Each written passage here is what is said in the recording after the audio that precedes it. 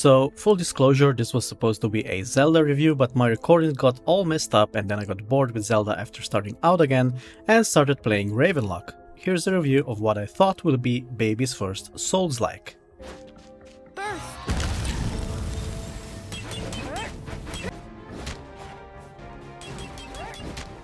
Let's start out with the story. The game isn't exactly long, in fact it takes about 4 to 5 hours to finish it with 100% achievements finished. The story takes us to rural Canada, a very exciting place to live for a young girl, where our protagonist just moved with her parents and isn't exactly happy about it. After a few tasks, you touch a mirror and are transported into a magical place of Dunya, where the queen has put a curse on basically everyone and the place isn't exactly magical to live in. However, it turns out you're the chosen one called Ravenlok who will solve all of the problems of your new friends: rabbits, hedgehogs, giant cats with monocles, and more. The game takes a lot of inspiration from Alice in Wonderland, and it shows, and that's not a bad thing. The story isn't too deep and there's not a lot of hidden lore, everything is pretty straightforward. Story does a good job, but what really stands out in this game are the graphics.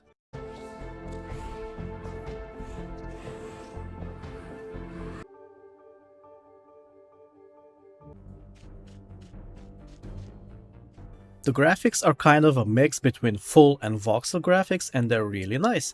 Character models and some of the bosses' designs are really good and nice to look at. The places you visit are not many, but they are all crafted together very nicely. All of the places you visit have a different theme to them: mushroom forest, theater, and a maze. They all have different feel and have different enemies to battle. A note here, there's not exactly a ton of enemies to fight, in fact there might be a bit too little in the sense of combat and action in the game.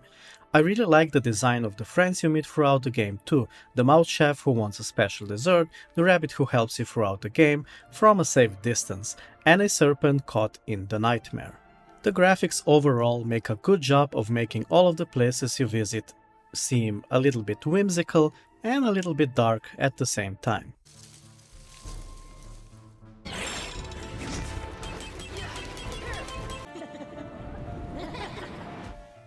Of course, none of the good thing matters if the gameplay is lacking, so how is it in Ravenlok? Well, it's okay. As I mentioned before, there's not exactly a lot of combat, a few enemies in areas, some of them respawn so you can farm them for experience, and there are boss fights you need to clear in order to continue your fight against the evil queen. There is just one place when you can level up, but luckily the mirrors you find are actually fast travel points, so you can farm in another zone and come back to the place to level up and buy some potions. There is another shop around where you can find the bombs, which make the game pretty easy, at least in boss fights, which aren't too hard themselves unless you miss the level up, but the game does give a baby's first Souls-like vibe while fighting the bosses. Although there's a slight problem here, which is semi-fixed camera. You can't exactly rotate the camera, so sometimes the boss will go off screen and you won't know where it is. Luckily, there's no stamina meter except for the shield, which you probably won't use since the dashing is enough. You can use bombs and potions in combat, which actually pauses the game, so you can use those without any danger to yourself.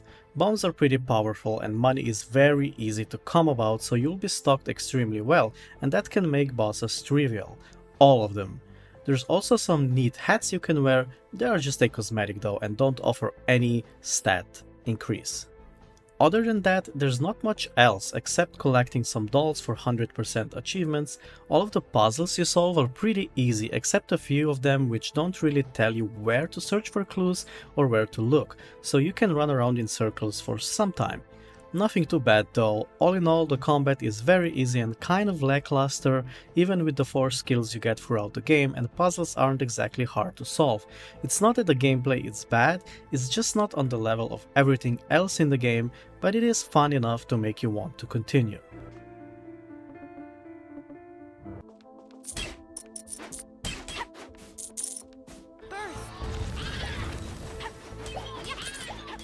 There is some great music here. I particularly like the Mushroom Forest soundtrack, kind of dark but also fits the theme. Every other area has its own soundtrack too, all fitting to the theme, very whimsical and mixed with a bit of a dark theme you'd expect from something from Alice in Wonderland. Sound is good overall, all of the enemies let out a sound when you hit them too. Mushrooms are kinda fun in that regard, letting out their little ow when you hit them. Really good in the department of sound and music. Watch out!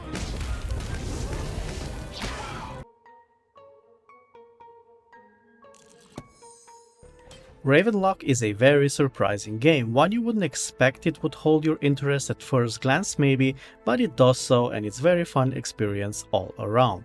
It's not a long game by any account, you'll need about 5 hours to finish everything the game has to offer. There's no new game plus, so once you finish the game there's really nothing else you can do, so there's no replayability. But the game itself is fun, there's a lot of funny moments, and when you meet your new friends you'll want to help them because they are written really well, even though there's not a lot of dialogue between you and them. It's enough to make them likable though, and there's a very cute moment when you do all of the things suit bunnies want you to do. While the combat is lacking a bit, it serves the purpose, and it's not like it's bad. The sound your sword makes, which is the only sword you get in the game, is pretty nice, and the swings feel good. The combat is also very fluid. There is a camera issue, but it's not like it interferes a lot. All in all, Ravenlok is a pretty nice game. The question is it worth 20 to 25 bucks? I'd say wait for sale, even though I had fun with the game, but it may not have enough to offer to warrant the price. I do like that the game isn't dragged out needlessly, but there could be some more things added to make the gameplay a little more engaging. Until next time, be good to yourself and others. Goblin out.